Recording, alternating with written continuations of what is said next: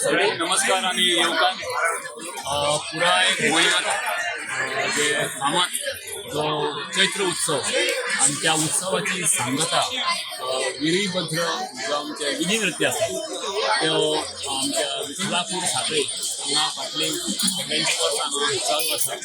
वीरभद्र म्हणजे एक शक्ती, आदर आणि शिवशंकराचे रुद्र उग्र रूपाचे ते प्रतीक आसा आणि ताचे वेगळेपण आमकां साखळे वाठारांत विठ्ठल मंदिराच्या प्राकारांत पळोवपाक मेळटा.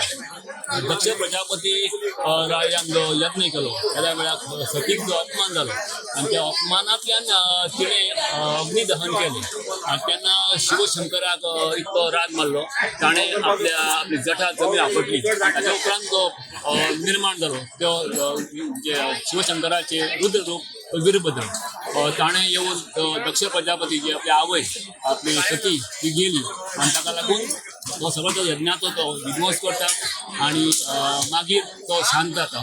अशें सुंदर ह्या कथानकाचेर आधारीत हो वीरभद्र उत्सव हांगा आमच्या विठ्ठल मंदिरान जालो. म्हज्या बरोबर सगळे जे वाद्यवृंद आसा एका दीपचंदी रागाचेर हे सुंदर अशे जे वाद्य आसा ते फुडें वतात आणि फाटलीं 4 वर्सां हे आमचे जे वाद्यवृंद कलाकार जे आसा न्ही ते सुंदर रित्या हे वाजयतात आणि ही परंपरा चालूच आसा. म्हणटकच गोंयसून न्हय गोंयच्या भायर कर्नाटक महाराष्ट्रांतल्यान लोक हे वीरभद्र विधी नृत्य पळोवपाक येता.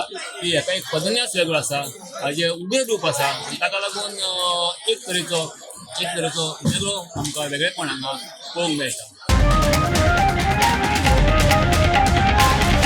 The voice for Goy.